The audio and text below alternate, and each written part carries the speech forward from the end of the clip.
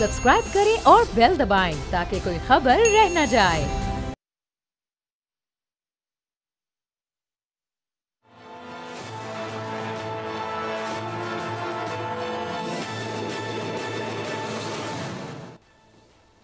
अस्सलाम वालेकुम, मैं बाब जहांगीर। आप देख रहे हैं प्रोग्राम तज्जिया। पाकिस्तान तहरीक इंसाफ को आज एक बड़ा रिलीफ मिल गया जब पेशावर हाई कोर्ट की जानिब से इलेक्शन कमीशन का वो फैसला मुअत्तल कर दिया गया जिस फैसले में पीटीआई के इंट्रा पार्टी इलेक्शंस को कलअदम करार दे दिया गया था। ना सिर्फ इंतखाबात कलअदम करार दिए गए थे बल्कि ज़ाहिर है कि बल्ले का निशान जो कि पाकिस्तान तहरीक इंसाफ का एक सिंबॉलिक निशान भी है वो भी उनके पास से चला गया था। और उसके बाद पाकिस्तान तहरीक इंसाफ बड़ी परेशान थी। बहरहाल वो अदालत गए और अदालत से उन्हें ये रिलीफ मिला। अब ये रिलीफ आने वाले दिनों में दीगर जमातों के लिए कितना बड़ा चैलेंज बनकर सामने आ सकता है, चूंकि तमाम ही जमातें इस वक्त 8 फरवरी के इंतखाबात की तैयारियां कर रही हैं। कागजात नामजदगी अब मंजूरी के मरहले में दाखिल हो चुके हैं। आज भी हमने देखा मियां नवाज शरीफ के कागजात मंजूर हो गए। शहबाज शरीफ साहब कराची से कागजात जमा करवा चुके हैं। बिलावल भुट्टो साहब ने बड़ा हैरान कुन फैसला किया, वो कराची से इलेक्शन नहीं लड़ रहे बल्कि लाहौर का उन्होंने इंतखाब किया। और शायद ये वजह हो कि पाकिस्तान पीपल्स पार्टी को वो पंजाब में और स्पेशली फिर लाहौर में और अर्बन पंजाब में शायद मजबूत करना चाहते हों, चूँकि अगर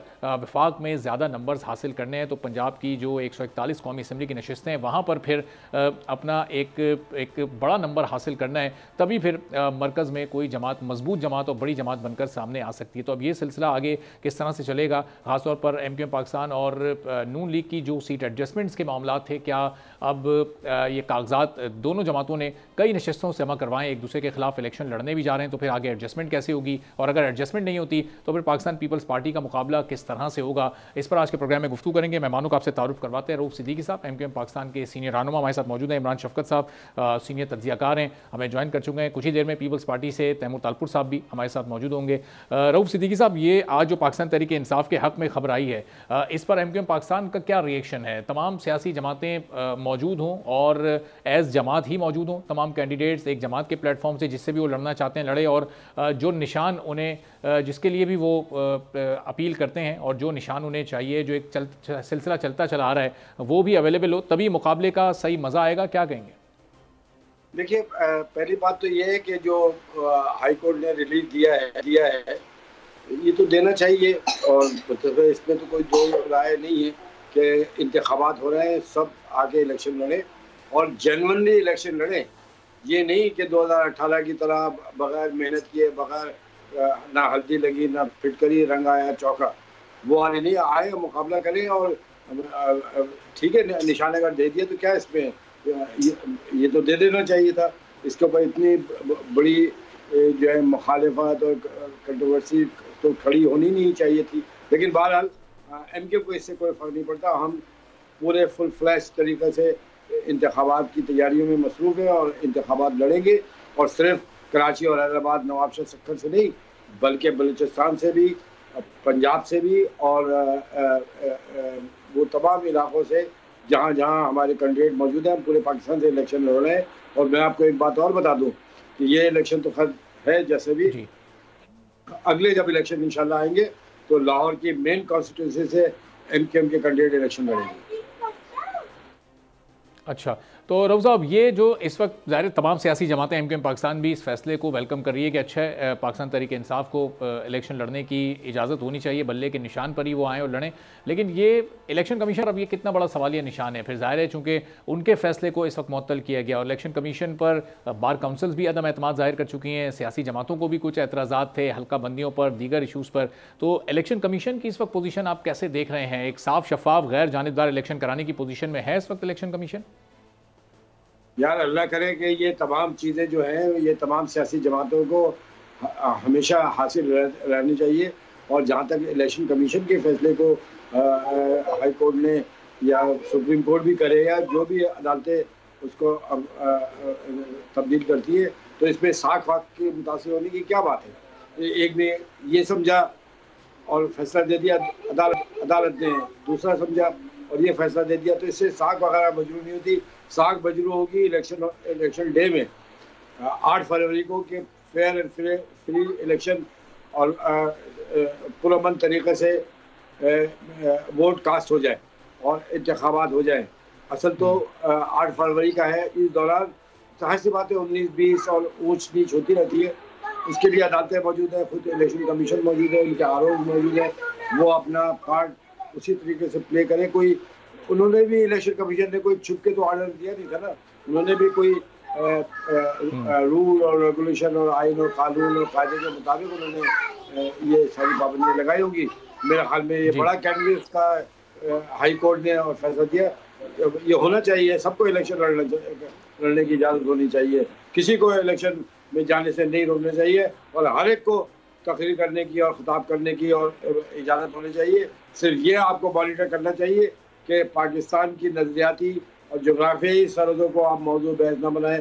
आप उन जगहों को जो है जिसके लिए आइन इजाज़त नहीं देता उस मैदान में जाने ठीक है। चलो रऊफ साहब, ये पॉइंट आपका ये वाला तो आ गया। अब जो सीट एडजस्टमेंट्स आपकी मुख्तलिफ सियासी जमातों के साथ चल रही है उस पर ज़रा थोड़ा सा मैं आगे चलकर आता हूँ। ज़रा इमरान शफकत साहब को भी गुफ्तगू में शामिल करें। इमरान साहब, ये अब जो फैसला इस वक्त सामने आया, ज़ाहिर है अभी छुट्टियों के बाद इस केस की मजीद समाअत होगी, फिर वो डबल बेंच इसकी समाअत करेगा, तो केस का फैसला आने तक इलेक्शन कमीशन का ये फैसला मुअत्तल हुआ है। अब ये एक अभी भी इसमें एक आप कह सकते हैं कि एक टेक्निकल मामला अभी मौजूद है और हो सकता है कि केस का जब एक फैसला आए तो इलेक्शन कमीशन का फैसला वापस बहाल हो जाए या पाकिस्तान तहरीक इंसाफ के खिलाफ ही वो फैसला आ जाए। अभी ये इम्कानात भी मौजूद हैं यहाँ पर? जी देखें, दोनों तरह के इम्कानात हैं। एक तो ये कि अदालत जो है वो इसी फैसले को बरकरार रखे जो एक स्टे ऑर्डर आया और इलेक्शन कमीशन को कहे कि इनको आप बल्ले का निशान अलॉट करें। लेकिन देखना ये है हमें कि ये एटीट्यूड क्या है, ये रवैया क्या है कि आप 2021 से इंतखाबात आपके ड्यू थे, आपने उन इंतखाबात को करवाया नहीं। फिर इंतखाबात भी ये कि कोई तरीका कोई आपको बाहर से नहीं बता रहा, वो जो आपने खुद अपना दस्तूर और जो भी होता है, जो शराइत होती हैं, जो कानूनी तकाजे होते हैं, जब वो आप लिख के देते हैं इलेक्शन कमीशन को, तो उसमें आपने एक तरीकाकार वज़ा किया होता है और उसके मुताबिक आपने अपनी डॉक्यूमेंटेशन जो है उसको प्रूव करना होता है और वो उस तरीकेकार के मुताबिक आपने इलेक्शन करवाने होते हैं। अब ये कहना कि जी कि हम तो इस तरह से हमारे इलेक्शनों के ऊपर सवाल है, बाकियों के ऊपर सवाल नहीं है, फिर 2021 से ये पेंडिंग क्यों चले आ रहे थे और फिर 20 दिन थे, पूरा प्रोसीजर अडॉप्ट कर लिया जाता। तो काम खुद जो है वो पाकिस्तान तहरीक इंसाफ जो कर रही है वो बेसिकली इंतखाबात को इंतखाबात से पहले ही वो मशकूक करार दे रही है। उसकी वजह ये है कि उसको पता है कि वो जब वो वोट ऑफ नो कॉन्फिडेंस आया था उस वक्त से लेके अब तक उन्होंने सियासत तो पाकिस्तान के अंदर ना तामीरी की, ना उन्होंने कोई जिसको कहते हैं कि सियासत का जो सियासतदानों वाला जो तर्ज अमल होता है वो अपनाया। वो या तो साजिशें कर रहे थे या मुलाकातें कर रहे थे या मुलाकातों के जरिए किसी साजिश के ताने बाने बुन रहे थे और फिर उनको एक एक लम्हे के ऊपर उनके जो साथी थे, चाहे चेयरमैन पीटीआई के, उन्होंने जो सियासत को समझते थे, जो अभी भी समझते हैं, जो जीरक थे, उन्होंने एक एक मौके के ऊपर उनको कहा कि ये काम ठीक नहीं, ये काम नहीं करना चाहिए। उसका रिजल्ट उल्टा निकला। अब उनकी सारी की सारी अगर आप उनकी स्ट्रेटेजी देखें तो वो सिर्फ ये है कि किस तरह इन इंतखाबात को हमने गैर मुनसफाना भी करार देना है, इनको धांधली ज़दा भी करार देना है, इनको एक डिस्प्यूटेड जो है वो इशू बना के खड़ा करना है और आने वाले दिनों में पाकिस्तान के अंदर अब इमरान साहब जो ये ट्रैक रिकॉर्ड ये पूरा रहा है, ज़ाहिर है वो सबके सामने है और जब आवाम में जब ये सारी सियासी जमातें जाएंगी तो वो भी अपनी याददाश्त को थोड़ा सा एक्टिव रखते हुए उसी को मद्देनजर रखकर वोट देंगे। लेकिन ये जब 20 दिन का इनको आखिरी वक्त दे दिया गया था तो उन 20 दिन के अंदर तो उन्होंने वो इंट्रा पार्टी इलेक्शन करा दिए, वो चाहे कोई पैनल नहीं बना, कोई मुकाबले पर नहीं खड़ा हुआ, लेकिन वहाँ तो वो कम अज़ कम ये करवाने में कामयाब हो गए थे। तो उसके बाद फिर ये फैसला इलेक्शन कमीशन की तरफ से होना चाहिए था या नहीं? आप जवाब दीजिएगा। तैमूर तालपुर साहब भी ज्वाइन कर चुके हैं। नहीं, देखेंगे इलेक्शन कमीशन ने उनको क्या कहा है। उन्होंने कहा कि जी जो प्रोसीजर आपने लिख के दिया है, मैंने पहले भी आपको ये बात गुजारिश की कि जो प्रोसीजर आपने लिख के दिया है कि ये हमारा तरीकाकार है इंतखाबात का मंशूर के मुताबिक, उसके मुताबिक आपने नहीं किए और 2021 से नहीं किए, तो इसमें कसूर किसका है? अब अदालत तो देख रही है कि अच्छा एक हमदर्दी का भी मामला आ सकता है कि इंतखाबात सर के ऊपर हैं, एक सो कॉल्ड बड़ी पार्टी, और फिर किस तरह इन्होंने सिस्टम को, इंतखाबी अमल को गहना के रख दिया कि मिसाल के ऊपर किस तरह चौधरी परवेज इलाही साहब की एहलिया जा रही हैं, कैमरा उनको पीछे से कैच कर रहा है, कैमरा उनको ट्रैक कर रहा है और फिर एक हल्का सा झटका लगता है और तूफान खड़ा हो जाता है। और फिर इलेक्शन कमीशन में जब मामला सुप्रीम कोर्ट में आता है तो सुप्रीम कोर्ट पूछती है इलेक्शन कमीशन से कि अभी तक आपको बेज़ाब्तगी की कितनी दरखास्तें, वो कहते हैं 4, और शोर यूं पड़ा है कि जिस तरह पूरा पाकिस्तान का इलेक्शन में पीटीआई को वो उड़ा के रख दिया गया। अब 9 मई मैंने और आपने तो नहीं कहा था कि ये करें, 9 मई में मुलव्वस जो लोग हैं उनमें से जो मफरूर लोग हैं वो मफरूर लोग जो कानून के मफरूर हैं बेसिकली, अब वो किसी कानूनी रायत के तो मुस्तहक नहीं होता। दुनिया की किसी जो क्रिमिनल जस्टिस सिस्टम है उसमें वो मफरूर को वो रायतें हासिल नहीं होती जो एक आम शहरी को होती हैं। अब उनके घरों के ऊपर रेड हो या उनकी गिरफ्तारी का मामला हो, उनके तो उसके ऊपर आप कहें कि जी कि ये पूरी पीटीआई के साथ ज्यादती है। तो ये पाकिस्तान तहरीक इंसाफ का टारगेट है, जो उनकी हिकमत अमली है, वो ये है कि इलेक्शन को पहले ही इतना गहना दिया जाए या उनको इतना ही डिस्प्यूटेड बना दिया जाए कि आने वाला जो वक्त है पाकिस्तान का उसके अंदर एक अनरेस्ट हो, एक सियासी अदम इस्तेहकाम हो। सही। चलें, अब जो 9 मई में लोग मुलविस हैं उनके खिलाफ तो कानून को न सिर्फ हरकत में रहना चाहिए बल्कि जल्द अज जल्द उनके केसेस का फैसला भी होना चाहिए ताकि इंसाफ हो सके। अब तैमूर तालपुर साहब, आपकी भी जमात वो है जो कह रही थी कि लेवल प्लेइंग फील्ड हमें नहीं मिल रही, और पाकिस्तान तहरीक इंसाफ भी ये कह रही थी। अब आज के फैसले के बाद आपको ये लग रहा है कि अब पाकिस्तान तहरीक इंसाफ को Aahista Aahista level playing field मिल रही है, उन्हें उनका निशान भी मिलने जा रहा है, उनके इंट्रा पार्टी इलेक्शन से मुतालिक जो फैसला इलेक्शन कमीशन ने दिया था वो भी मुअत्तल हो गया है, तो हालात में कुछ बेहतरी पाकिस्तान तहरीक इंसाफ के लिए आप देख रहे हैं? मैं समझता हूँ कि ऑलरेडी जो बैट का सिंबल जिसकी पेशावर हाई कोर्ट ने सस्पेंड कर दिया है इलेक्शन कमीशन के हुक्म को, मैं समझता हूँ फिर से ये कोर्ट में मामला जाएगा। और क्योंकि हमें सबको पता है कि हकीकतन इन्होंने इलेक्शन नहीं किया है पर पीटीआई ने अपनी जमातों में सिलेक्शन किया है, तो जो लोग इलेक्शन भी जो जनरल होता है वो भी सेलेक्ट होके आए थे, तो अब वो चाहते उनकी पार्टी के अंदर भी सारी सिलेक्शन हो। तो मेरे ख्याल से ये बैठ के सिंबल पर मसला चलता रहेगा, कभी आएगा कभी जाएगा। फिर से कोर्ट में ये फिर मैटर उठ गया है या उठने वाला है, कुछ लोगों ने अपील भी की हैं, तो आई डोंट थिंक कि ये मैटर कोई स्टेगनेंट रहेगा। जहाँ तक लेवल प्लेइंग फील्ड की बात है, तो जो पिछली जनरल इलेक्शन थी उसमें जो प्लेइंग फील्ड दी गई थी पीटीआई को, उसका लेवल यहाँ पे रखा हुआ था और बाकी जमातों का लेवल था ही नहीं। तो ये जो सिलेक्शन इनकी जनरल इलेक्शन में हुई थी, तो मेरे ख्याल से इनको कुछ ना कुछ टफ टाइम मिलना चाहिए, इनको कुछ ना कुछ सीखना चाहिए, इनको भी थोड़ी मेहनत करके देखना चाहिए कि इलेक्शन कैसे होती है। तो मुझे पीटीआई के लिए कोई दुख नहीं है, हाँ ये हमारी डिमांड है, ये हम चाहते हैं कि सब जमातों को इक्वल लेवल प्लेइंग फील्ड मिले। पर जब हमें ही लेवल प्लेइंग फील्ड नहीं मिल रही, तो मेरे ख्याल से बाकियों ने जो इतने मजे लूटे हैं, थोड़ा उनको हकीकत भी देखना चाहिए, पता चलना चाहिए इलेक्शन में कैसे दिन और रात एक किए जाते हैं। पाकिस्तान पीपल्स पार्टी ने हमेशा लेवल प्लेइंग फील्ड ना होते हुए इलेक्शन लड़े हैं और इलेक्शन जीते हैं, तो हमें फर्क नहीं पड़ता। हमारी डिमांड जरूर है कि लेवल प्लेइंग फील्ड हर किसी के लिए, हर सियासी जमात के लिए होनी जरूर चाहिए, पर ये जमात किसी को मिले ना मिले, पर कम से कम पाकिस्तान पीपल्स पार्टी कहीं भी पीछे नहीं बैठेगी। जो लेवल प्लेइंग फील्ड होगी उस पर इंशाल्लाह छक्के और चौके मारेंगे। अच्छा, तो तैमूर साहब, अभी पाकिस्तान तहरीक इंसाफ, पाकिस्तान पीपल्स पार्टी के भी तहफ़्फ़ुज़ात क्या हैं? अभी जो आप कह रहे हैं कि level playing field Pakistan peoples Party को कभी नहीं मिली, 18 में भी नहीं मिली, अभी भी नहीं मिली, अभी इस वक्त हालात 18 से कितने मुख्तलिफ हैं आपके लिए? बिल्कुल उन्हीं जैसे हालात से इस वक्त भी आप गुजर रहे हैं। आपके खिलाफ एमक्यूएम भी इल्ज़ाम लगा रही है कि सिंध में उन्हें लेवल प्लेइंग फील्ड नहीं मिल रही है और आपने कुछ इस तरह का पूरा इंतजाम किया हुआ है कि वो लोग मुश्किलात का शिकार हैं वहाँ पर। देखिए जी, हम भी मुश्किलात का शिकार हैं और हम हमेशा मुश्किलात का शिकार रहे हैं, पर हमने खुल के मुकाबले किए हैं। पाकिस्तान पीपल्स पार्टी ने कभी अपने हथियार नहीं डाले, तो मैं तो बाकी जमातों को भी ये कहूँगा अपने हथियार ना डालो। जिस तरह से एमक्यूएम ने बहुत बड़ी गलती की, वो नहीं खड़े हुए, पिछली जो हमारी लोकल बॉडी इलेक्शन में उन्हें बाइकआउट कर दिया, तो शायद वो इतने घबराए हुए हैं, शायद वो इतने डरे हुए हैं कि जो असल आज हालात हैं एमक्यूएम के, जिस तरह से लोग, कराची के लोग, हैदराबाद के लोग, मीरपुर खास के लोग इनसे नफरत करते हैं, वो डरते हैं कि सामने ना आ जाएं। और इसीलिए मैं समझता हूँ आज भी वो अभी से बहाने बना रहे हैं कि उनके साथ ज्यादती हो रही है, फलानी जमात जो है ताकत में है, फलानी नहीं, ये सब बहाने होते हैं। जब आपको पता होता है कि आप इलेक्शन हारने वाले हैं, तो आप एडवांस में ढंडोरा पीटते हैं।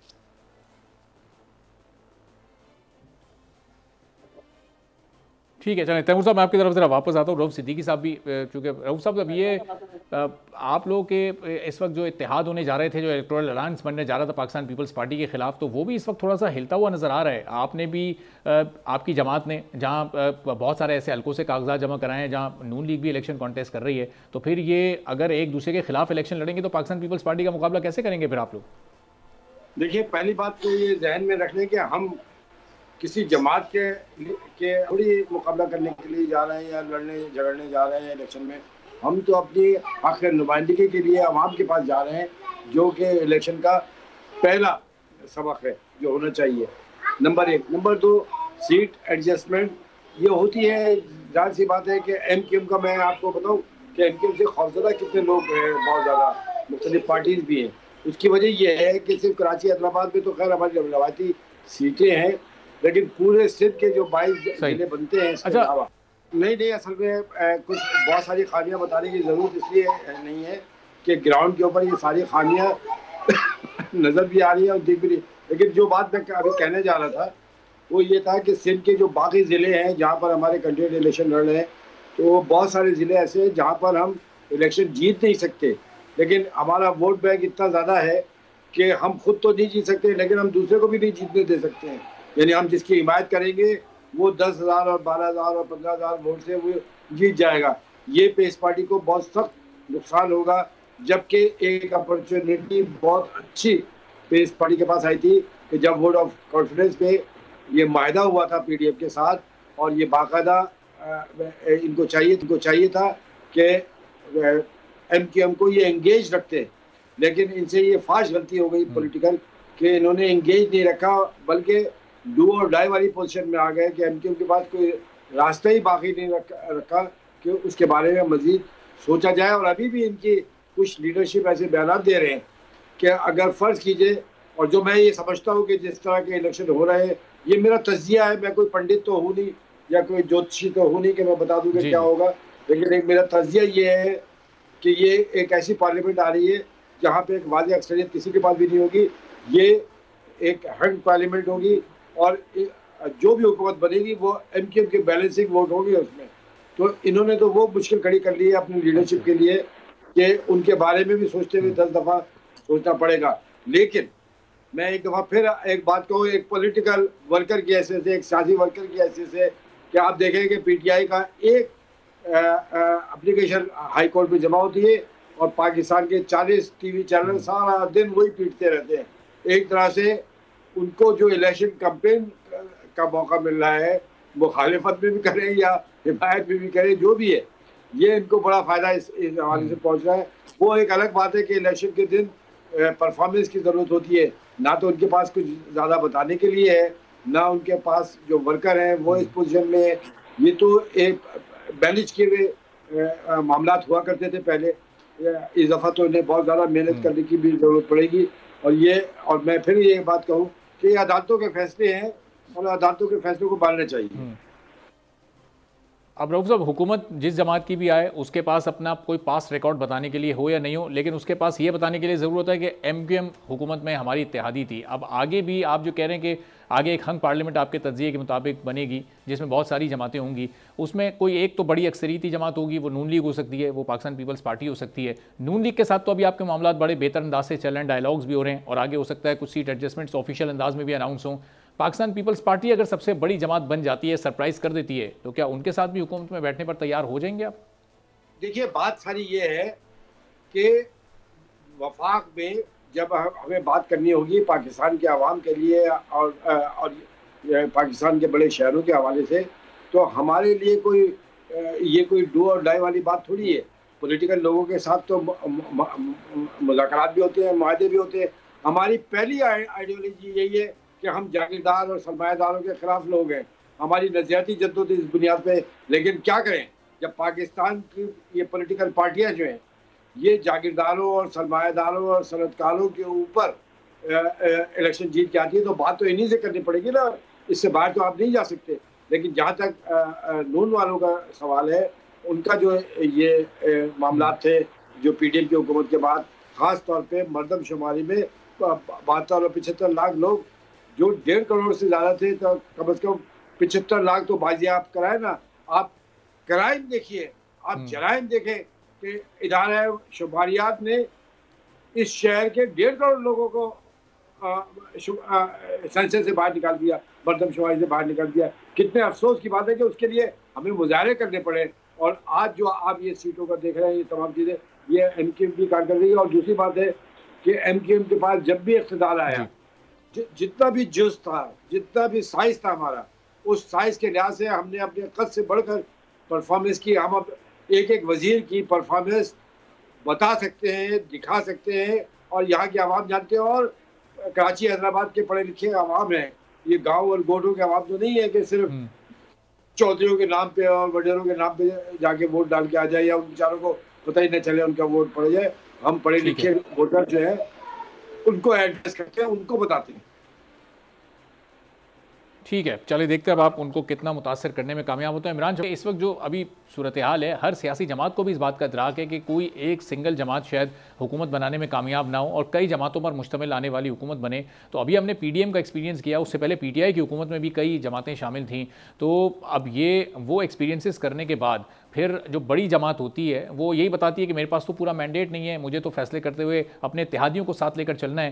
तो कमोबेश वही चैलेंजेस आने वाली हुकूमत को भी दरपेश होंगे। तो बेहतर फैसले, मुश्किल फैसले, मुल्क के हक में फैसले फिर कैसे हो सकेंगे? अभी PDM वाले भी सब वही बताते हैं कि जी हम तो फैसले इसलिए नहीं कर सके चूंकि इतने सारे इत्तेहादी थे, हमारे पास तो मैंडेट ही नहीं था। देखें, जब फैसले करवाने होते हैं या करने होते हैं तो वो सारे फैसले हो जाते हैं। मैं इसकी आपको मिसाल दूंगा कि जो पिछली गवर्नमेंट थी उसमें मेरा ख्याल है कि कोई बहुत बड़ा इख्तलाफ किसी चीज़ के ऊपर नहीं हुआ जो PDM की हुकूमत थी। अब वो हालात किस तरह के थे और किस तरह के नहीं थे, उनको लाया क्यों गया, वो आए क्यों, और ये सारी चीज़ें जो ये एक अलहदा से बहस है। असल चीज़ ये है कि पाकिस्तान के अंदर जो ताकत के एक दो मराकज़ होते हैं, 2-3, वो 2-3 मराकज़ अगर उनकी आपस में अंडरस्टैंडिंग हो जाए तो हुकूमत जो है वो मखलूत हो, किसी सिंगल पार्टी की हो, तो मुल्क जो है वो आगे चल जाता है। ये अब इसकी ये हमारी गुड लक है, बैड लक है, ये मैं बहस नहीं करता। तो अगर यहाँ पे 2/3 मेजॉरिटी वाली भी हुकूमतें पाकिस्तान के अंदर रही हैं, वो जब ताकत के मराकज़ आपस में लड़ पड़े तो फिर आपको पता है कि पाकिस्तान जो है वो 9 साल पीछे चला गया। इमरान साहब, यहीं से आप अपनी गुफ्तगू शुरू कीजिएगा, इसी पॉइंट पर मैं आपको रोक रहा हूँ। एक छोटा सा ब्रेक लेते हैं, ब्रेक के बाद वापस आते हैं चंद सेकंड्स में और इमरान शफकत साहब अपनी गुफ्तगू यहीं से शुरू करेंगे।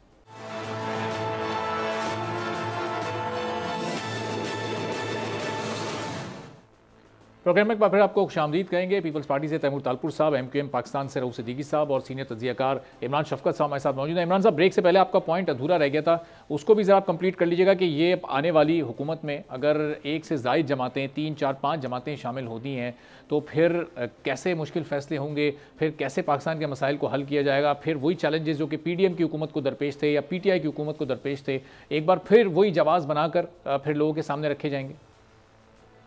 मेरा ख्याल है कि इस दफ़ा सूरत हाल इसलिए मुख्तलिफ होगी कि पाकिस्तान के जितने स्टेक होल्डर हैं, पाकिस्तान की पावर पॉलिटिक्स के जितने प्लेयर हैं, उनको ये अच्छी तरह अंदाज़ा है कि पाकिस्तान शायद अब उतनी आसानी के साथ इन हालात से नबर्द आज़मा नहीं हो सकता जिस तरह बिजनेस एज यूजुअल चलता आया है पाकिस्तान के अंदर। तो अब चीज़ें बहुत बड़ा चैलेंज लेके सामने हमारे खड़े हैं, या यूँ कह लें कि चैलेंजेस बहुत बड़े बड़े हैं हमारे सामने। पाकिस्तान जो है वो एक किनारे पे था, जो कहते हैं जिसको बैंकरप्सी के या दिवालियापन के करीब था। तो पाकिस्तान को बड़ी मुश्किल से खींच के जो ताकत के मराकज़ थे वो उनका दरमियान जो इत्तेफाक राय था वही इनको लेके आया वापस। तो अब भी सूरत हाल जो है वो यही है कि जो चैलेंजेस उन लोगों को पता है कि क्या हैं, जो पाकिस्तान की पावर पॉलिटिक्स के मेजर प्लेयर्स हैं। इसलिए मेरा ख्याल ये है कि मखलूत हुकूमत हो, सादा अक्सरियत वाली हुकूमत हो, 2/3 मेजॉरिटी वाली हुकूमत हो, और कोई भी हुकूमत हो, वो अब उनके पास ये जो पुरानी चीजें थी ना, वो उसकी गुंजाइश नहीं है, वो ऑप्शन नहीं है। नाकामी अब पाकिस्तान के लिए कोई ऑप्शन बाकी नहीं बचा कि ये हुकूमत नाकाम होगी। जो भी हुकूमत आएगी, जैसी भी हुकूमत होगी, उसके पास नाकामी का ऑप्शन नहीं है, क्योंकि ये ऑप्शन पाकिस्तान अफोर्ड नहीं करता। तो मेरा ये ख्याल है कि जो चीज़ें पाकिस्तान की पावर पॉलिटिक्स में गड़बड़ करती हैं वो शायद सारी की सारी इस दफ़ा ठीक अपनी अपनी जगह पर बैठेंगी। ठीक है, तो तैमूर साहब, ये बिलावल साहब ने कराची से इलेक्शन ना लड़ने का फैसला किया है। कराची पर आप लोगों का इतना फोकस है, आप ये समझ भी रहे हैं कि कराची की इस वक्त आप एक मजबूत जमात के तौर पर सामने आएंगे, जबकि पाकिस्तान तहरीक इंसाफ के लिए भी हालात ज़ाहिर पहले जैसे नहीं है। तो ये फैसला क्यों सामने आया? लाहौर का इंतखाब क्यों किया गया? कराची क्यों छोड़ा बिलावल साहब ने? देखिए, आपको ये बात समझनी पड़ेगी कि कराची में, बल्कि पूरे सिंध में एक ऐसी सिचुएशन है जहां पर पाकिस्तान पीपल्स पार्टी के ऊपर बहुत ज़्यादा प्रेशर है, स्टेक होल्डर्स का, टिकट होल्डर्स का, एप्लीकेंट्स का, हमारी पार्टी की तंजीम का अलग, बिजनेसमैन का अलग, सोशल लोग जो हैं उनका, तो हम पर बहुत अशद प्रेशर है टिकट्स के लिए। तो अगर सारी सीटें हम लेंगे तो हम लोगों को क्या देंगे? और वैसे भी ये फैसले चेयरमैन बिलावल साहब अकेले नहीं करते, वो सीसी को बिठा के, अपनी कोर कमेटी को बिठा के उनसे राय लेते हैं। तो जो सीनियर्स ने उनको, जो उनके पार्टी वर्कर्स ने, पार्टी लीडर्स ने उनको मशवरा दिया, तो उसी मशवरे पे मेरे ख्याल से चल रहे हैं और मैं समझता हूँ ये सही मशवरा है। हमें अपने लोगों को जो पाकिस्तान पीपल्स पार्टी के लिए काम करते हैं, उनके हलकों में घूमते फिरते हैं, उनका राइट बनता है कि उनको हम अपनी विनिंग सीट्स जरूर दें। और जहाँ तक लाहौर की बात है, तो लाहौर में पहले भी पाकिस्तान पीपल्स पार्टी की लीडरशिप खड़ी हुई है, हमने इलेक्शंस जीती हैं, वहाँ पे सीटें जीती हैं, वहाँ पे हमारे पास पिछले रिकॉर्ड्स पड़े हुए हैं। पाकिस्तान का पीपल्स पार्टी का बहुत अच्छा एक वोट बैंक वहाँ पर है। बहुत से ऐसे जाले, ऐसे सीनियर वर्कर्स जो नाराज थे, वो आज पाकिस्तान पीपल्स पार्टी में एक्टिवली काम कर रहे हैं। और मैं समझता हूँ कि ये जरूरी है कि लाहौर से भी हमारे चेयरमैन पीपल्स पार्टी की पंजाब के कम से कम किसी न किसी सीट से जरूर एक इलेक्शन उनको जीतनी चाहिए। और मैं समझता हूँ कि लाहौर एक बेहतर इंतखाब है। अच्छा, तो अब तैमूर साहब, ये लाहौर में और पंजाब में इस वक्त जो एडजस्टमेंट जो हो रही हैं, आप देखें काफ लीग से आप लोगों के बड़े अच्छे ताल्लुकात हैं, लेकिन चौधरी शुजात साहब ने मियां नवाज शरीफ साहब से मुलाकात की, कोई 15 साल बाद वो मुलाकात हुई है। उन लोगों की एडजस्टमेंट्स अब अपने एक फाइनल शेप में जा रही हैं। IPP, जिसमें पाकिस्तान तहरीक इंसाफ के बहुत सारे चेहरे शामिल हैं, वो भी नून लीग के साथ डायलॉग करिए, मुज़ाकरात करिए। तो पाकिस्तान पीपल्स पार्टी पंजाब में हमें कहीं ग्राउंड पर एक्टिव नजर नहीं आ रही है, ना कोई डायलॉग करते हुए, ना अपने वर्कर्स में जाते हुए। मेरे ख्याल से पाकिस्तान पीपल्स पार्टी बहुत एक्टिव है, ना कि सिर्फ चेयरमैन बिलावल पर प्रेसिडेंट जरदारी साहब भी बहुत एक्टिव हैं। आपने देखा होगा काफ़ी नई जो है शमूलियत हुई है, काफ़ी आपके electables, x MNAs, x MPs ने पाकिस्तान पीपल्स पार्टी में शरीक भी की है, टिकट के लिए अप्लाई भी किया है। और जहाँ तक वोट है किसी और के साथ मिलने की, तो हम समझते हैं, हमारी ये सोच है कि हम देखना चाहते हैं, आजमाना चाहते हैं पाकिस्तान पीपल्स पार्टी के जालों को, उनके वर्कर्स को हम देखना चाहते हैं कितना वोट बैंक हमारा पंजाब में है। और ये फैसला हुआ है कि जो भी बातचीत होगी, जो भी कोalition बनेगी, जो भी आपस में आगे की राय होगी, वो सब फैसले हम इलेक्शन के बाद करेंगे। हम सॉलिड अपने वोट बैंक पर जीतना चाहते हैं, अपनी solid pure Pakistan peoples Party की सीटें निकालना चाहते हैं। और उसके बाद डायलॉग के लिए हमेशा सदर जरदारी हमेशा जो है सो होते हैं राजी। तो तैमूर साहब, अगर कोई सरप्राइज करना है पाकिस्तान पीपल्स पार्टी को, तो ये पंजाब की जो 141 NA की नशिस्तें हैं, इसमें आपको कोई कम से कम 30, 40, 35 का तो टारगेट रखना ही पड़ेगा। अगर इससे कम आप पंजाब से हासिल कर पाते हैं तो फिर जाहिर है वो जो एक 100 से ज़्यादा सीटों का एक हदफ है, बहुत पीछे रह जाएंगे। फिर तो आप उस पोजीशन में फिर शायद नहीं हो कि दीगर जमातों के साथ बार्गेन करके उनको अपने साथ मिलाकर कहीं किसी हुकूमत साजी के अमल में आगे बढ़ सकें। नहीं जी, not at all. Pakistan peoples party का टारगेट जो आपने फिगर बताया उससे बहुत ऊपर है। अगर आप थोड़ा गौर करें और ज़रा आप स्टडी करें पंजाब के ऊपर, तो आपकी जो PTI है वो तबाह बर्बाद हो चुकी है। उसमें कोई नोटेबल रहे नहीं है, सिर्फ पार्टी वर्कर बचा है किसी लेवल का। वो भी जो है सो इनसे, इनकी हरकतों से, इनकी एंटी पाकिस्तान स्टेटमेंट की वजह से उनसे नाराज है। अगर आप बात करें IPP की, तो IPP एक गठजोड़ है जिसमें तकरीबन मेजॉरिटी जो किंग्स पार्टी के लोग हैं और जो PTI के लोग हैं उनको लाया गया है। पर वो एक बहुत छोटी जमात है, बहुत छोटा फोकस रखती है। अगर आप PML नून की बात करते हैं, तो आपको और मुझे पता है कि आज उनको कितने मसले मसाइल पंजाब में पेश आ रहे हैं, और वो पार्टी भी टूट फूट का शिकार है। तो पाकिस्तान पीपल्स पार्टी वो वाहिद पार्टी है जिसकी तरफ आज की नौजवान क़यादत देख रही है। सही। तो रऊफ साहब, अब ये अगर पाकिस्तान पीपल्स पार्टी, फिर बात घूमकर वहीं आती है कि अगर पाकिस्तान पीपल्स पार्टी सबसे बड़ी जमात होती है, तो आपके इस वक्त के जो ताल्लुकात हैं दोनों के, वो बहुत कशीदा हैं। आप पाकिस्तान पीपल्स पार्टी पर इल्ज़ाम लगा रहे हैं कि आपको सिंध में लेवल प्लेइंग फील्ड नहीं मिल रही, तो ये आगे फिर इनके साथ कोई डायलॉग, कोई बातचीत कुछ हो सकता है, या नून लीग के साथ ही आप अब ये आगे बढ़ने के प्लान को लेकर आगे बढ़ेंगे? देखिए, मैं पहले तो ज़रा वो जो आपने एक सवाल इनसे किया था, मैं उसको थोड़ा सा जवाब देना चाह रहा था, दो तीन जुमलों में, फिर इसके ऊपर आपको जवाब देता हूँ मैं। पहली बात तो ये है कि आपने जैसे बताया कि अगर ये कोई वादे अक्सरियत लेके 2/3 मेजॉरिटी लेके नहीं आएगी तो मुश्किल फैसले कैसे होंगे। पहली बात तो ये आवाम को मैं बताना चाहता हूँ और सबको बताना चाहता हूँ कि हुकूमती सतह के ऊपर 2/3 को छोड़िए, जब आप अच्छे फैसले करेंगे और अच्छी कानून साजी करेंगे तो उसको कौन कम वक्त होगा जो नहीं आने देगा, बल्कि 100% वोटिंग होके कानून साजी हो जाती है, कोई रुकावट नहीं डालता। ये सिर्फ ढकोसलेबाजी है कि हमारे पास 2/3 मेजॉरिटी नहीं है तो हम ये नहीं कर सके, हमारे पास कोई आपको 2/3 मेजॉरिटी या 100% आपको क्या बादशाहत डिक्लेयर करनी है जिसके लिए आपको ये तो आपको। तो रऊफ साहब, ये अच्छी कानून साजी जो आप कह रहे हैं, ये अच्छी कानून साजी से क्या मुराद है? ये तो जो हुकूमत को सूट करती है कानून साजी, वही उसके लिए अच्छी कानून साजी होती है। नहीं यार, मैं तो कह रहा हूँ कि बड़े फैसले अगर आते हैं तो पूरी पार्लियामेंट मिलके, जब पेश होता है तो पूरी पार्लियामेंट मिलके हुकूमत को गिराने की कोशिश नहीं करती। सब मिलकर कितना बड़े बड़े फैसले अभी हुए हैं इस 10-12 बरस में। आप देखिए क्या ऐसा नहीं था। आपको अंदाजा होगा कि पीटीआई की जो हुकूमत थी वो 4 वोटों के ऊपर कायम दायम थी और वो 4 वोट भी एमकेएम के थे। तो उनकी कौन सी हुकूमत का कौन सा काम था जो रुक सका था। अच्छा, अब आप आ जाइए, ये जो दूसरी बात आप कह रहे हैं कि देखिए ये बाइख्तियार जमात जो सबसे बड़ी जमातें होती हैं, जो पूरे पाकिस्तान से अगर जीत के पीस पार्टी आती है या नून आती है, ये इनकी जिम्मेदारी है कि वो छोटी जमातों के साथ अपने ताल्लुकात को बेहतर से बेहतर बनाएं। ये नहीं कि बड़ी जमातें छोटी इलाकाई जमातों को अपना गुलाम समझ के उसको टैकल करने की कोशिश करें, हैंडल करने की कोशिश करें और डिस्क्रिमिनेशन करें। देखिए, मैंने शुरू में ही आपको ये बात कही थी कि जब पीडीएम के साथ वोट ऑफ कॉन्फिडेंस में जब बातचीत मुकम्मल हुई थी तो उस वक्त कुछ एग्रीमेंट हुए थे, कुछ ने गारंटी भी दी थी। वो वक्त पीस पार्टी के लिए बेहतरीन वक्त था कि वो एमकेएम को इंगेज रखती, एमकेएम के साथ चलने की बात होती।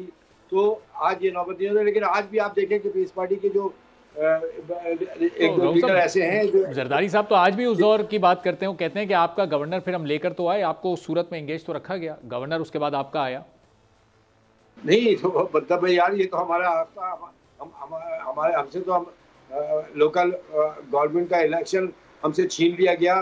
उसमें लेटर भी उस वक्त जारी किया गया जब 1 लाख वोट और 25,000 वोट के ऊपर तो कराची के अंदर इलेक्शन कराया गया जो इलीगल था, जिसे कोर्ट ने इलीगल करार दिया गया। वो एक लेटर के लिए हमें पूरा 1 साल आगे पीछे भागना पड़ा। लेकिन बहरहाल ये सारे गिले शिकवे हैं। लेट्स आगे देखते हैं कि क्या सूरत हाल बनती है और जो भी बनेगी, जो आवाम के मफाद में होगा वो हम काम करेंगे। सही। तो इमरान साहब, ये अब जो आगे बड़ी जमातें हैं, अब उन पर भी जिम्मेदारी है कि वो छोटी जमातों को कैसे अपने साथ लेकर चलते हैं, और छोटी जमातों पर भी जिम्मेदारी कि वो कितना बेहतर बारगेन करते हैं। उनका बारगेन अपने सिर्फ अपनी पार्टी, अपने इलाके के मफाद में होता है या ओवरऑल पाकिस्तान के फ़ायदे की बात करते हैं। तो फिर ये जो चैलेंज है पाकिस्तान का, एक मुश्किल इस वक्त पाकिस्तान की इकॉनमी को भी बेहतर करना है, उससे मुतालिक भी अच्छे फैसले करने हैं। तो आपको लग रहा है कि आने वाली हुकूमत में इतनी कैपेसिटी होगी, उसके पास इतना मैंडेट होगा कि ये सब काम कर सके? अगर 1 मिनट सिर्फ मुझे आप दे दें। अच्छा, तैमूर साहब इस पर कुछ रिस्पॉन्ड करना चाह रहे हैं? जी तैमूर साहब। मैं अपने भाई रऊफ भाई को गुजारिश करूंगा कि कल को इनको फिर बिलावल हाउस आके बैठना है, कल इनको फिर सदर जरदारी से मुलाकात करनी है। तो मेरे ख्याल से जो माहौल है उसको इतना खराब ना किया जाए, क्योंकि जरदारी साहब तो मेरा जो बॉस है दिल का बहुत बड़ा है। सदर जरदारी गिले शिकवे माफ कर देता है, पर इतना कहें कि कम से कम कल मेरे एमक्यूएम के भाइयों को शर्मिंदगी ना हो बिलावल हाउस जाते हुए। मेरी सिर्फ एक गुजारिश और एक रिक्वेस्ट है, हमें कल फिर साथ बैठते हैं।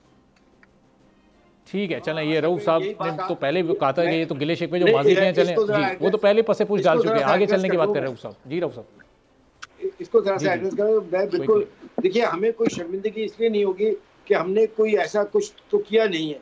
मसला ये है कि हमने तो इनसे मायदे किए और ये कोई पहली दफा नहीं है कि एमक्यूएम, बिल्कुल हम एक नहीं 10 दफा जा सकते हैं, लेकिन अब तक जो ट्रैक रिकॉर्ड रहा है पाकिस्तान पीपल्स पार्टी की लीडरशिप एमक्यूएम के पास आती रही है।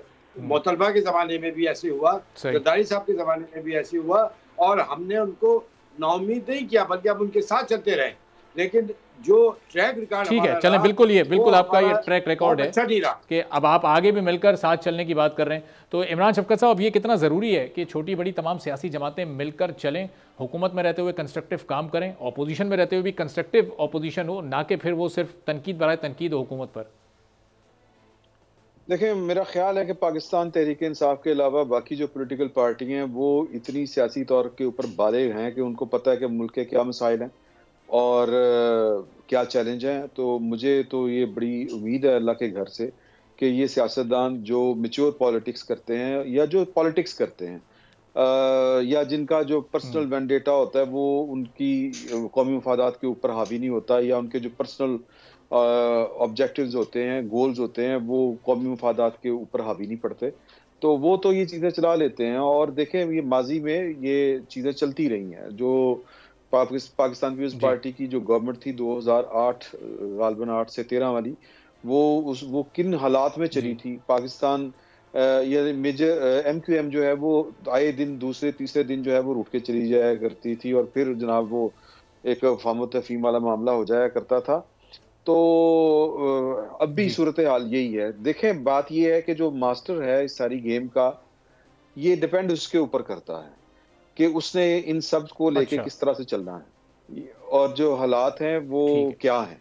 तो हालात का हमें भी पता ठीक है, है, लेकिन आपको भी चलें, अच्छी पता बात है है कि और तमाम तमाम सियासी पॉलिटिकल जमातें पार्टीज को भी साथ पता है। मिलकर चलने की कोशिश कर रही हैं और पाकिस्तान के हालात बेहतर करना चाहती हैं। बहुत बहुत शुक्रिया इमरान शफकत साहब, तैमूर तालपुर साहब, रऊफ सिद्दीकी साहब हमारे साथ मौजूद है। एक छोटा सा ब्रेक लेते हैं, ब्रेक के बाद वापस आएंगे तो पाकिस्तान की इकॉनमी पर कुछ हम बात करेंगे कि इसका हल है क्या। नासिर अली शाह बुखारी साहब माहिर माशियात हमारे साथ मौजूद होंगे एक छोटे से ब्रेक के बाद।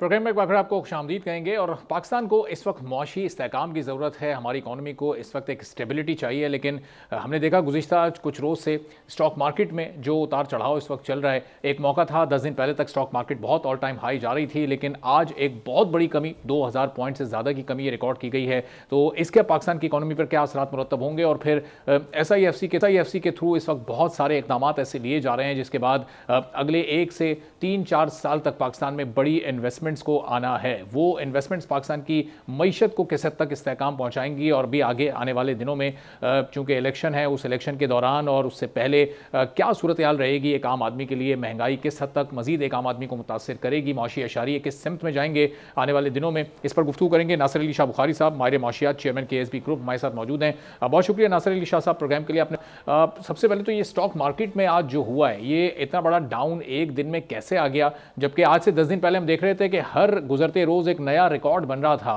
तो उस वक्त ये कहा जा रहा था कि जो स्टेबिलिटी है ये लॉन्ग टर्म है, ये परमानेंट है, ये कोई बबल नहीं है। लेकिन क्या वो एक बबल ही था जो आज स्टॉक मार्केट की हद 60,000 से भी नीचे आ गई, एक बड़ा डाउन हमें देखने को मिला है? देखिए, ये आपसे मेरी पहले भी इस मौजूद में गुफ्तगू हो चुकी है कि स्टॉक मार्केट जो है वो प्रोस्पेक्टिव वैल्यूज को देखती है। यानी प्रोस्पेक्टिव का मुराद है कि फ्यूचर को देखती है। अब जो इस वक्त सूरत हाल है, हमारे पास इलेक्शंस जो है वो शुरू हुए हैं, उनका अनाउंसमेंट हुआ है, उसमें बड़ी कंफ्यूजन है कि जो सियासी जमातें हैं उनमें से किसको क्या किस किस्म की जो है वो उनके जो निशानात हैं वो मिलेंगे नहीं मिलेंगे, और भी काफ़ी सारी चीज़ें हैं। तो स्टॉक मार्केट एक तो जो सियासत का पहलू है उसको देख रही है, दूसरा मार्केट जिस तेज़ी से बढ़ी थी उसके बाद प्रॉफिट टेकिंग जो है एट द ईयर एंड वो बहुत ज़रूरी है। क्योंकि एक चीज़ ज़रूर ये जान लीजिए कि जितने भी म्यूचुअल फंड्स हैं, इन्वेस्टमेंट फंड्स हैं, जब तक वो अपने आप को कैश आउट नहीं करेंगे उस वक्त तक वो अपने प्रॉफिट्स जो है वो दिखा नहीं सकते। और उन्होंने अपने तमाम जो उनके पास ऐसे इन्वेस्टमेंट्स पड़ी हैं जिनको कि वो समझते हैं कि जी उसको वो आज बेचेंगे और अगले नए साल के अंदर दोबारा खरीद लेंगे, ताकि उनको जो है जो उनकी प्रॉफिटेबिलिटी उस इस एक साल की है उसको वो बुक कर सकें। ये एक बहुत इंपॉर्टेंट नंबर होता है जिसमें फंड मैनेजर्स जो हैं उनके लिए एक उनकी परफॉर्मेंस जो है वो गिनी जाती है। अगर वो शेयर को रखते हैं अपने पास, अगर मसलन किसी ने 10 रुपए पे लिया था और आज उसका भाव 15 रुपए हो गया, तो जब उसकी बुक क्लोज होगी और उसने अगर उसको नहीं बेचा और प्रॉफिट नहीं बुक किया तो वो 10 रुपए ही की वैल्यू के ऊपर लिया जाएगा। तो इसलिए उसके लिए ज़रूरी है कि वो अपने प्रॉफिट्स को बुक करे। तो ये जितनी इंश्योरेंस कंपनियां हैं, जितने म्यूचुअल फंड्स हैं, इस वक्त वो सेलर्स हैं। और जो उसमें खुशहाल बात है वो ये है कि पिछले महीनों में जो फॉरेन इन्वेस्टमेंट्स आई हैं स्टॉक मार्केट में, वो एक उनका सिलसिला जो है वो अगले आने वाले महीनों में भी जारी रहेगा।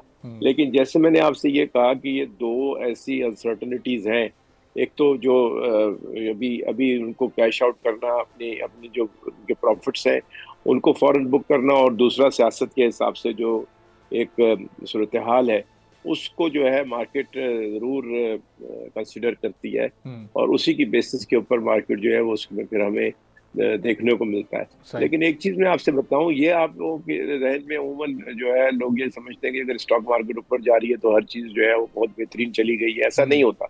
अभी तो भाई स्टॉक मार्केट की जो अभी तक की तेजी आई थी वो तो सिर्फ रीरेटिंग ऑफ एसेट्स है।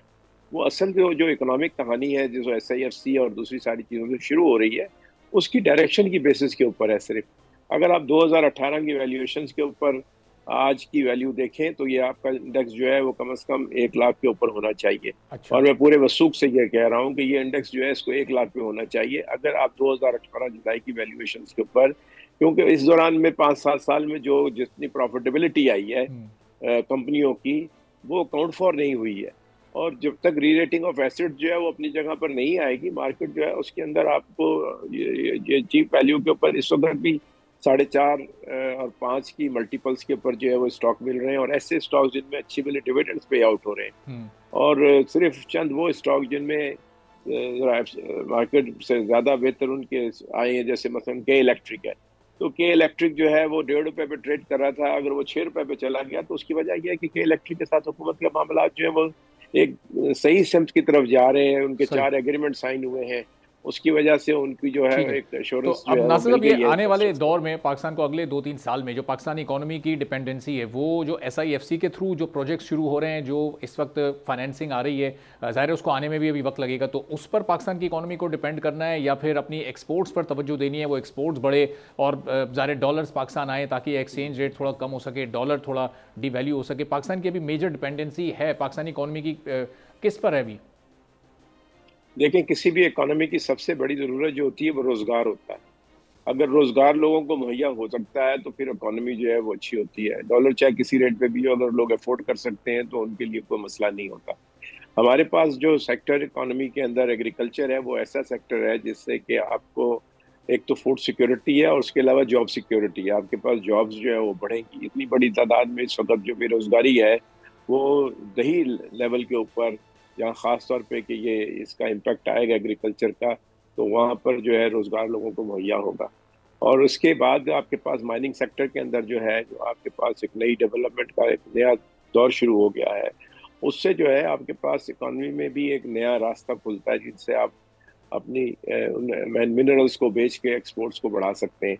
लेकिन इसमें जो दूसरी राय तो हो ही नहीं सकती कि एक्सपोर्ट्स जो है, और एक्सपोर्ट्स और एक्सपोर्ट्स और एक्सपोर्ट्स, यही अब दुनिया में रास्ता रह गया है जिसमें हमें जो है ऐसी कौमों से सीखना चाहिए, खुसूसन जर्मनी से, कि उन्होंने अपने SME से को जो है कैसे उनके ज़रिए एक्सपोर्ट की, और सारी दुनिया में वो दुनिया की 3 बड़ी जो कुव्वतें हैं जो एक्सपोर्ट करती हैं उनमें शामिल है, यानी जर्मनी, जापान और चाइना। तो उसको सीखना और समझना पड़ेगा। हम सिर्फ कहने से तो नहीं एक्सपोर्ट कर सकते, हमें उसके लिए पॉलिसियाँ बनानी है, उसके लिए हमें अपने यहाँ रेगुलेशन मुहैया करनी है, और हमारे यहाँ कॉस्ट ऑफ डूइंग बिजनेस जो उसको हमने कम से कम करना है। तो इन सब चीज़ों का एक मजमुआ जो है उसको मिला के ही हमारी एक्सपोर्ट बढ़ सकती है, और इसमें कोई दूसरा ख्याल आप नहीं ला सकते कि रोज़गार जो है वो भी एक्सपोर्ट से ही बढ़ते हैं, और रोज़गार की फरहमी जो है वो हर एक का है, चाहे वो या मौजूदा जो हुकूमत है ये हो या आने वाली हुकूमत हम पिछली अभी अगर 3 हुकूमतों को जायजा लें तो पाकिस्तान की एक्सपोर्ट्स को मेजर नंबर तक बढ़ाने में कोई हुकूमत कामयाब हो क्यों नहीं पा रही? हम देख रहे हैं कि एक के बाद एक IMF प्रोग्राम में हमारी हुकूमतें जा रही हैं, और वो ज़ाहिर है पाकिस्तान की इकॉनमी की इस वक्त मजबूरी है। तो ये IMF प्रोग्राम से छुटकारा तो बहुत मुश्किल चीज़ है, लेकिन वो उसी सूरत मुमकिन है कि एक्सपोर्ट्स में कोई ऐसा मेजर जंप हमें नज़र आए। तो आने वाली जो हुकूमत होगी वो भी कमोवेश वही पुराने चेहरे जो कि पिछले 3 टेन्योर्स में पाकिस्तान को सर्व कर चुके हैं, वही तमाम लोग सामने आएंगे। तो कोई एक्सपोर्ट्स को कोई एक बढ़ता हुआ आप देख रहे हैं, कोई आउट ऑफ द बॉक्स कहीं कोई पॉलिसी लेकर आनी पड़ेगी, एक लाइन ऑफ एक्शन होना क्या चाहिए? नहीं, एक तो पहले ये गलतफहमी दूर कर लेनी चाहिए कि इस मुल्क के अंदर जब भी हुकूमतें आती हैं उनका जो जोर होता है वो GDP ग्रोथ पे होता है कि जी हमने GDP ग्रोथ करनी है। तो ख़ास तौर पे ये जो हमारे पास 2 आपने मिसालें दी साबका हुकूमतों की, मां सिवाय ये जो PDM की हुकूमत थी, क्योंकि उसके पास तो ना वसाइल थे ना ज़राए थे, लेकिन उससे पहले वाली जो हुकूमतें थी उन्होंने क्या किया, उन्होंने इम्पोर्ट लेड एक्सपोर्ट की, इम्पोर्ट लेड GDP ग्रोथ दिखाई। यानी आप ये देखिए कि आपके पास $76 बिलियन की आपने इम्पोर्ट कर ली, और आपके पास गैप जो है वो इम्पोर्ट और एक्सपोर्ट का जो है 42-44 बिलियन डॉलर तक पहुंचा दिया। तो वो सस्टेनेबिलिटी ही नहीं थी, इकोनॉमी ने तो गिरना था, और वही हुआ। उससे पहले वाली हुकूमत ने भी जो है यही कोशिश की थी कि एक्सपोर्ट के बजाय जो है इम्पोर्ट लेड ग्रोथ दिखाए। तो जब गवर्नमेंट आई 2018 में तो उनको भी वही एक प्रॉब्लम फेस होती थी।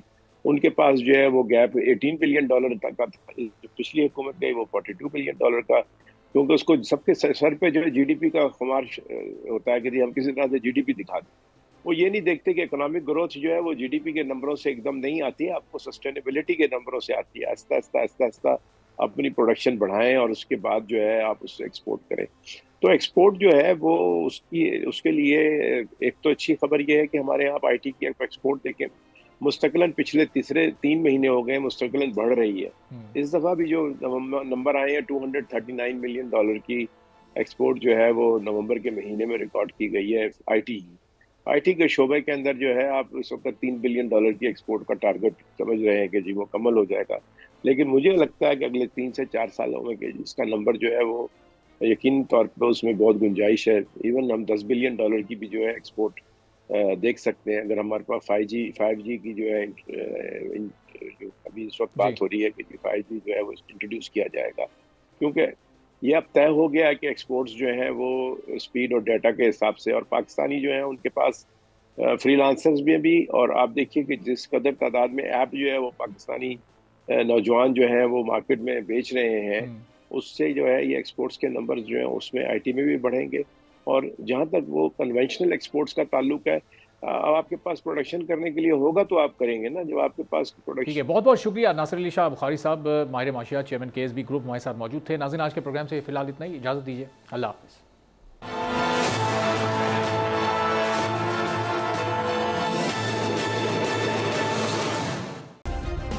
सब्सक्राइब करें और बेल दबाएं ताकि कोई खबर रह न जाए।